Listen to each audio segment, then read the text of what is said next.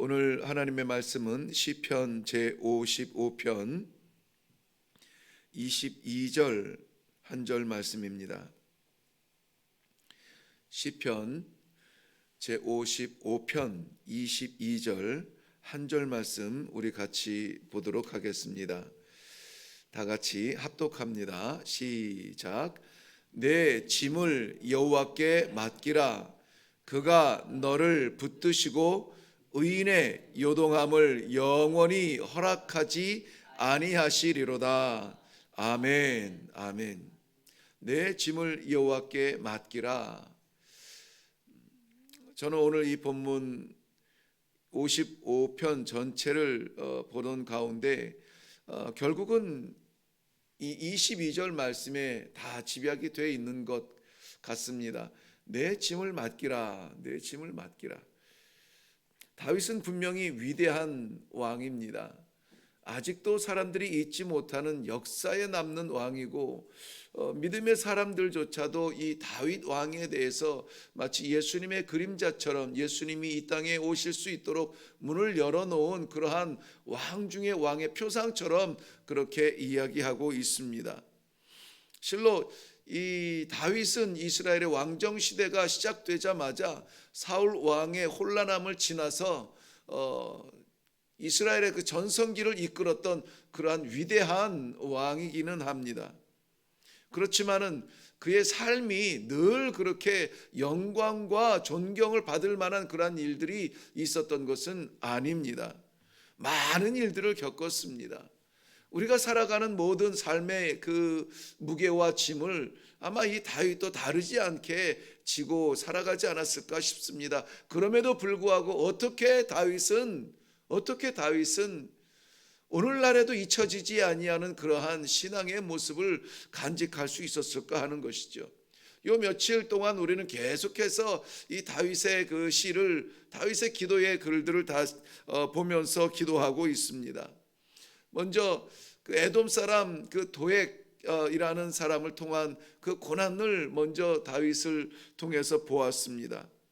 에돔 사람 도액의 고발 때문에 자기를 도운 제사장 아히멜렉과 더불어서 이 85명이나 되는 제사장들 그 가족들과 식구들이 사울에 의해서 죽임을 당하는 그러한 안타까운 모습을 보면서도 다윗이 놓지 않았던 것, 어리석은 자 나발에게서 수모를 겪는 과정을 통하여서 하나님께서 붙들 수 있었던 그 마지막 지혜, 피난길 도망자의 지친 삶으로 돌아온 형제의 땅 유다 땅에서 그 동족 유대인들 그일라 성을 구하지만은 배반당하고 십광야에 숨어들지만 역시 배반당하는 그 동족의 배반의 위기, 그러한 일들을 겪으면서도 놓지 않았던 이 다윗의 중심이 무엇이었을까 하는 것을 우리는 살펴보았습니다.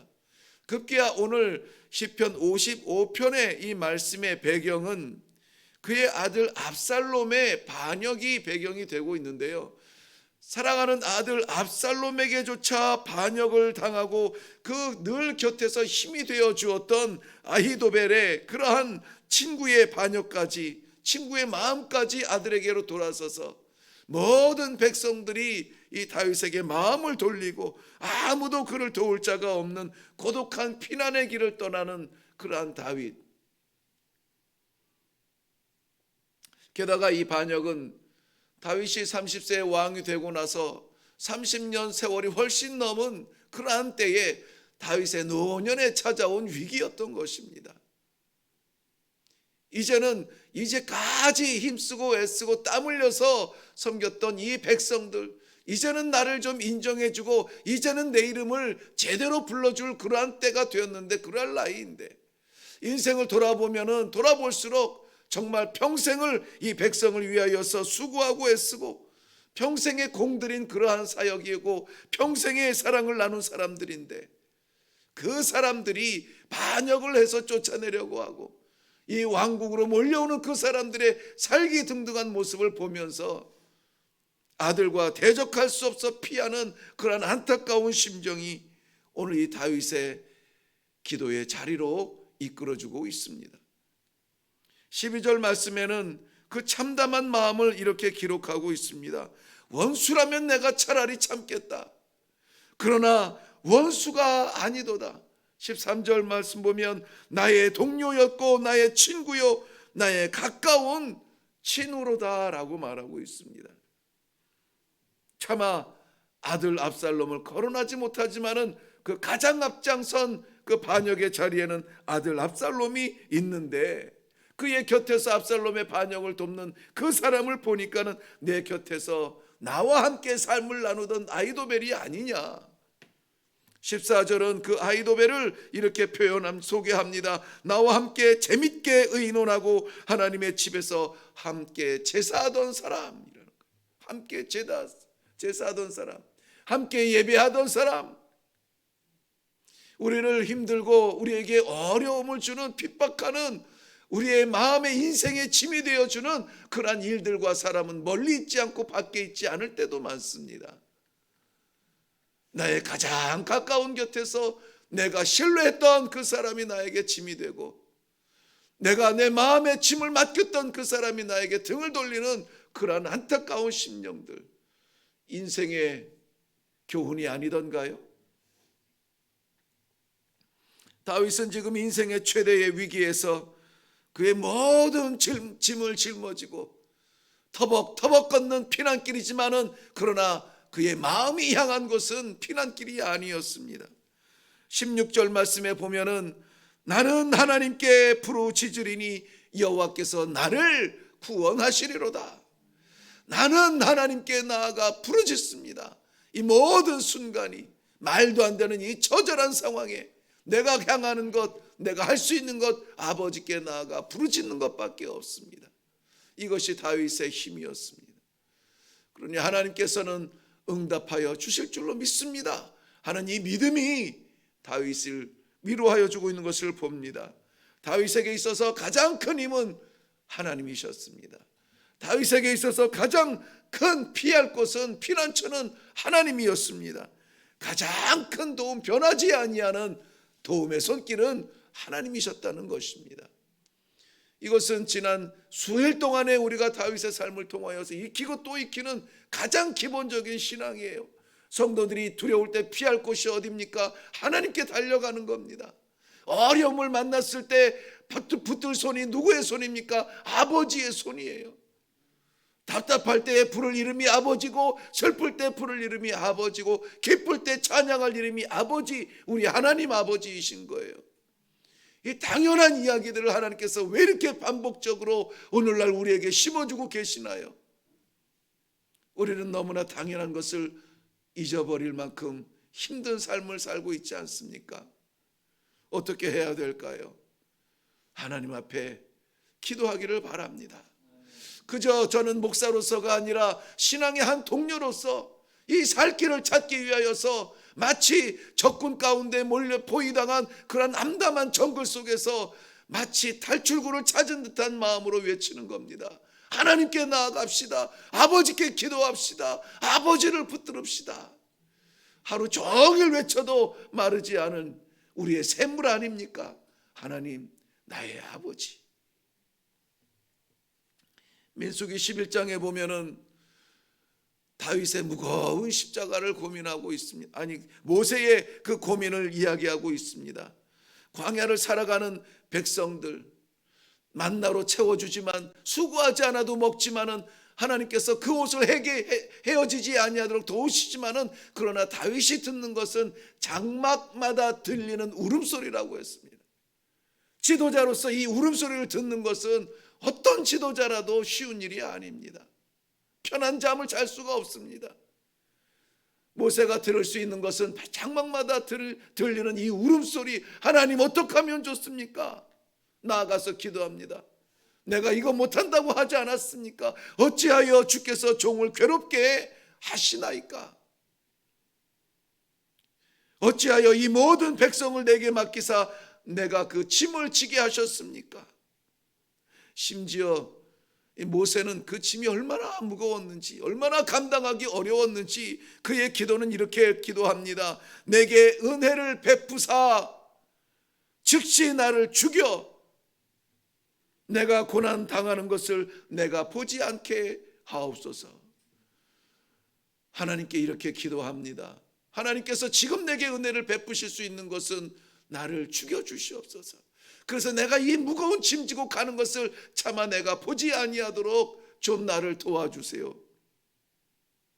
하나님의 응답은 전혀 다른 곳으로 응답이 되어집니다.